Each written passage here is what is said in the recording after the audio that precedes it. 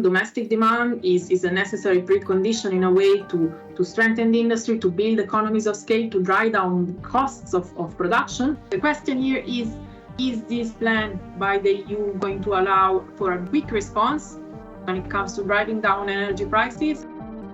You've heard of a Green New Deal. Well, now the European Union is debuting a clean industrial deal aimed at reviving manufacturing and accelerating a green transition. But can this plan hit the mark? For more, we're joined by Elisabetta Cornago. She's a senior research fellow at the Center for European Reform. Elisabetta, thank you for joining us. The clean industrial deal is looking to hit several EU goals at the same time. Why now? Thank you. Indeed, this is a particularly difficult moment for European industry, and we're also at the beginning of a new term for the Ursula von der Leyen Commission. So what the EU is putting on the table with this strategy is essentially both a new growth strategy, a specific industrial strategy for manufacturing, and essentially a new side of climate policy, if you wish, that specifically focuses on decarbonizing industry. Now, the strategy is really very comprehensive. It covers several aspects, but I think the two main industries that the Commission aims to revive with this new policy are, on one hand, the energy-intensive industries, so think about steel, aluminium, cement, and on the other hand, the new sectors, the so-called clean technologies that are key to decarbonizing the entire European economy. So on one hand, the EU wants to retain manufacturing of those so-called legacy industries, the very carbon-intensive ones within Europe, to ensure that high energy prices do not drive them away. And on the other hand, it wants to ensure that the new industries, the clean technologies, the electric vehicles, the wind turbines, are manufactured also within Europe so that we do not end up being dependent on imports from elsewhere for all the industrial goods that are going to be key in the coming years and decades. There's a lot to unbraid here, but one of the things I want to address first is this a build-on of the previous Green New Deal, or what's different here besides this focus on these two industries that you mentioned? I think this is an excellent question because there's been a lot of discussion on whether we would continue seeing ambitious climate action and we would continue, building upon the Green Deal that we saw in the past 5 years at EU level. And I would say it's a bit of both, in the sense that what we've seen in recent European climate policy has been really, when it comes to how to encourage industry to decarbonize, a big focus on carbon pricing. The idea there is that, in Europe, we have a carbon market, and that means that polluters, such as heavy industry and power generators, need to pay a price for all their emissions, which ultimately encourages them to decarbonize, right, to make their production cleaner.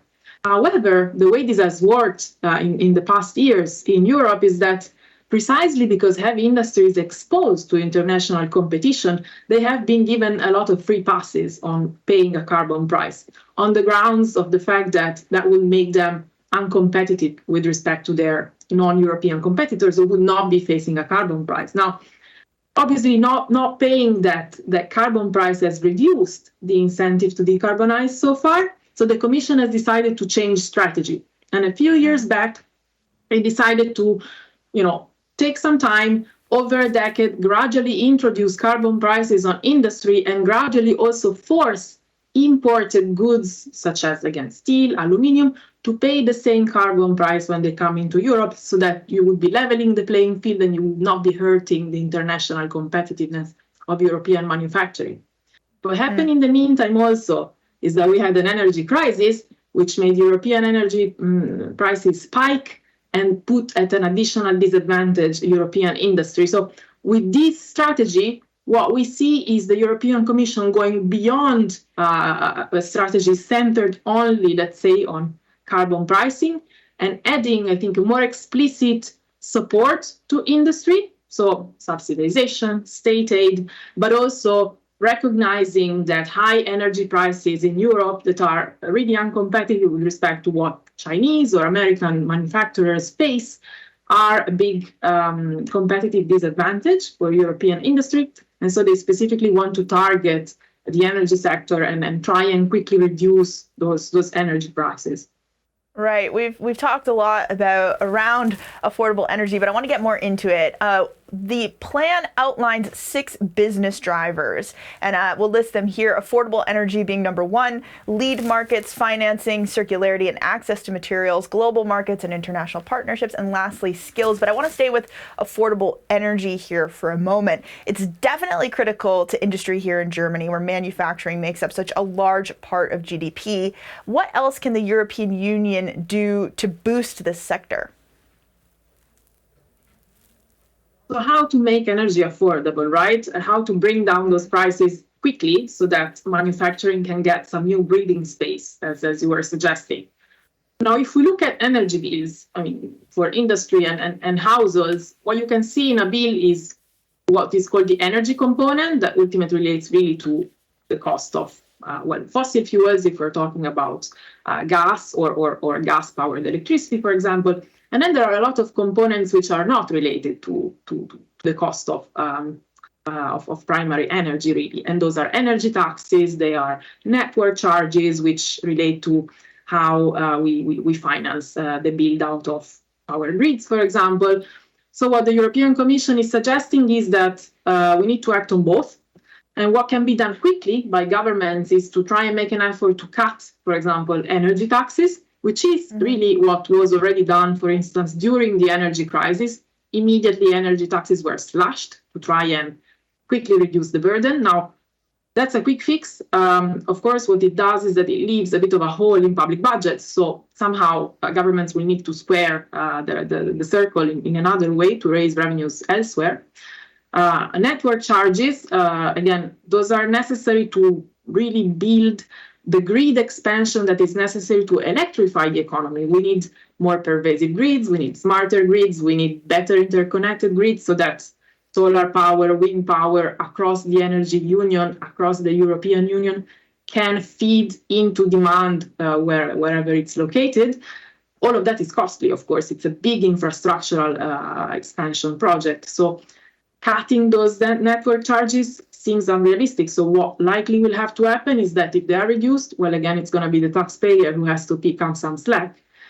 And how to cut the cost of energy itself? Well, today we are heavily reliant on imports of fossil fuels, and that makes us exposed really to the spiking prices related to what happens on global markets for gas and oil, for example. So the way we can reduce how affected we are as European Union to the evolution in prices of fossil fuels is we're simply using less of those.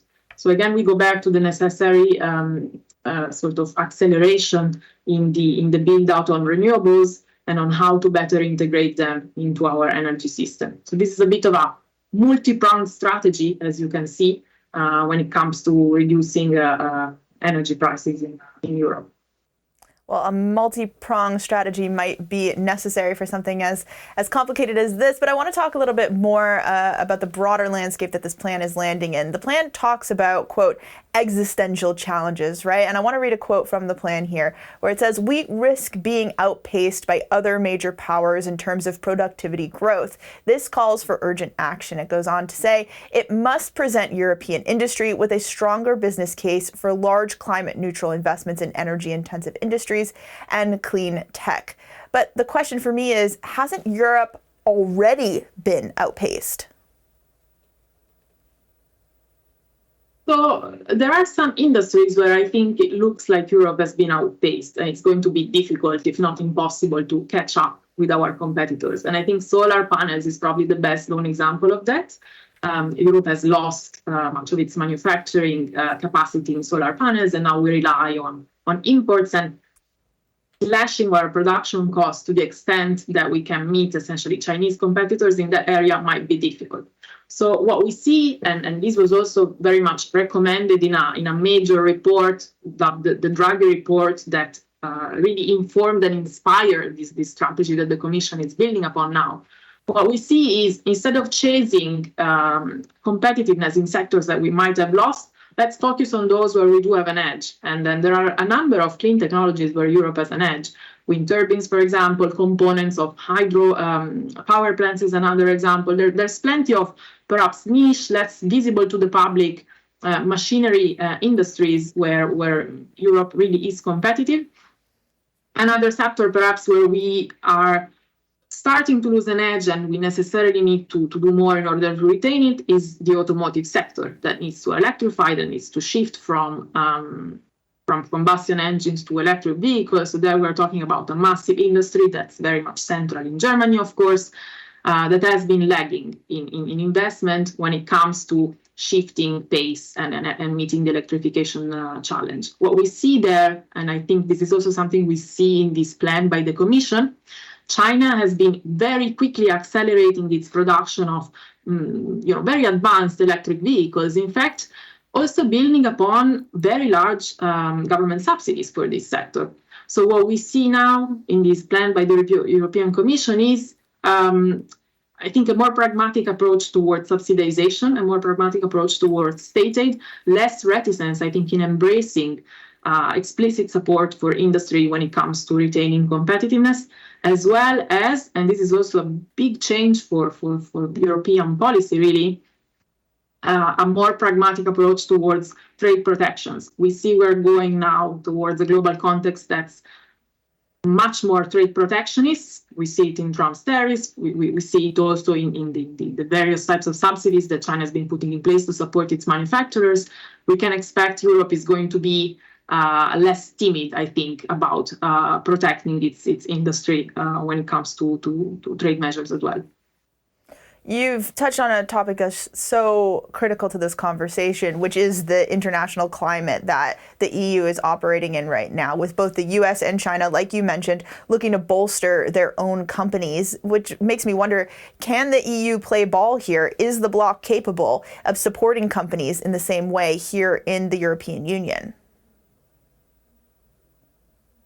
So surely what makes us different is that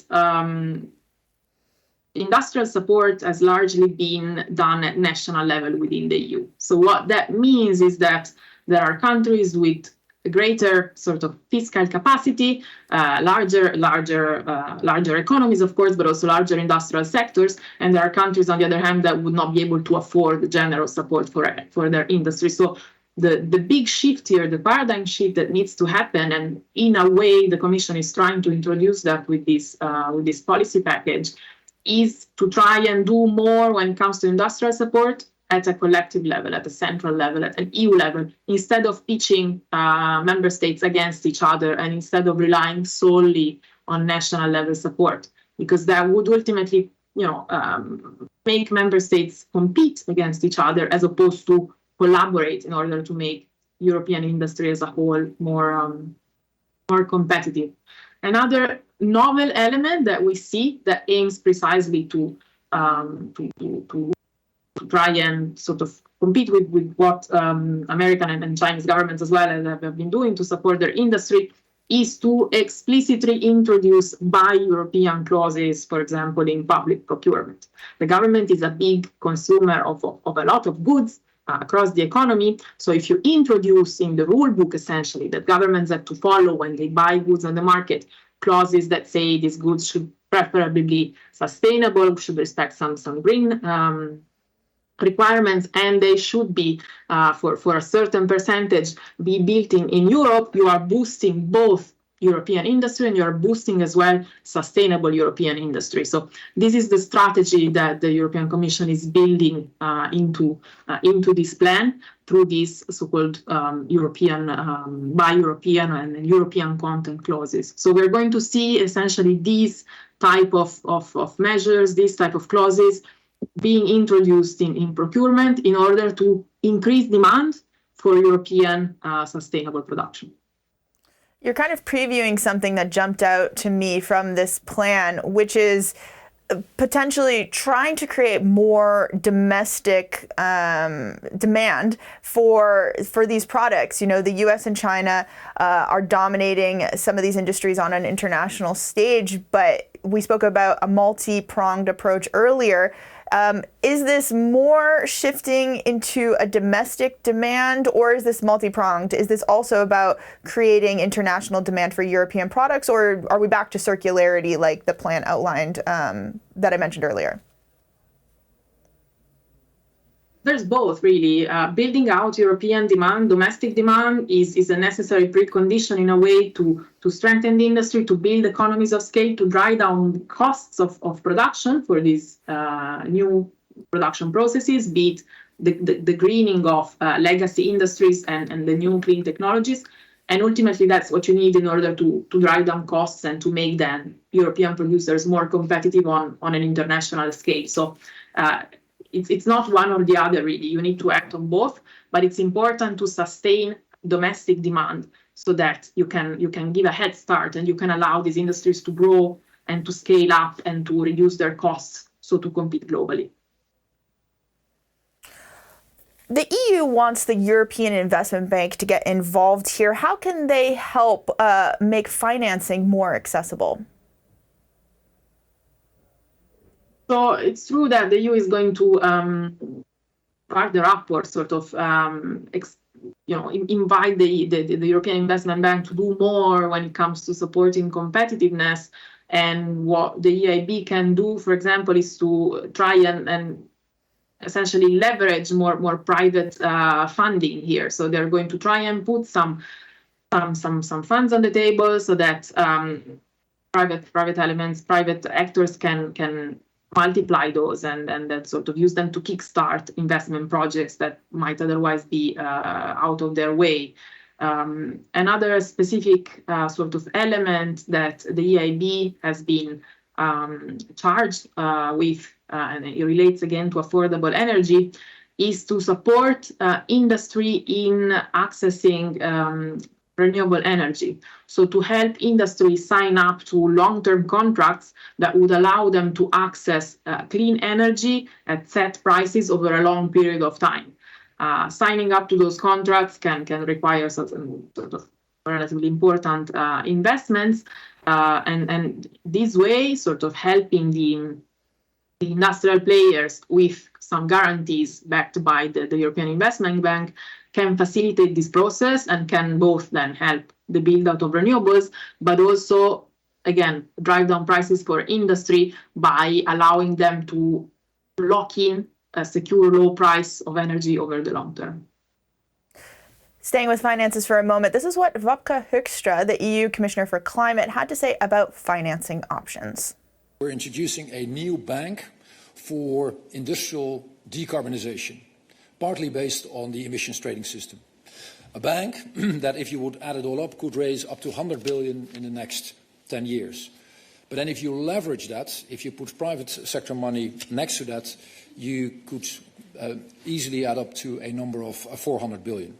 Elisabetta, my big question looking at this plan is it ambitious enough to make Europe an actual leader in clean industry? Or is the continent going to continue to not only deindustrialize, but face the consequences of climate change?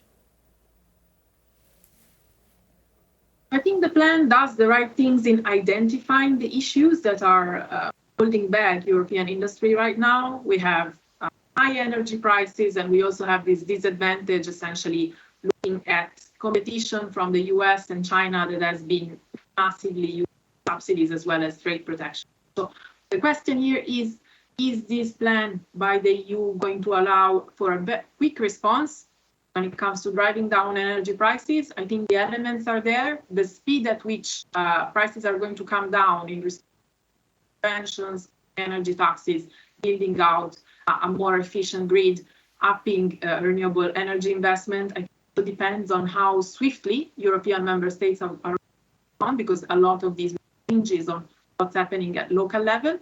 And then when it comes to supporting industry, again, right now, I think what's holding back efficient support to industries, both legacy, energy intensive and clean tech, is that it's fragmented a bit across European member states. Elisabetta Cornago, she's a senior research fellow at the Center for European Reform. Elisabetta, thank you for joining us.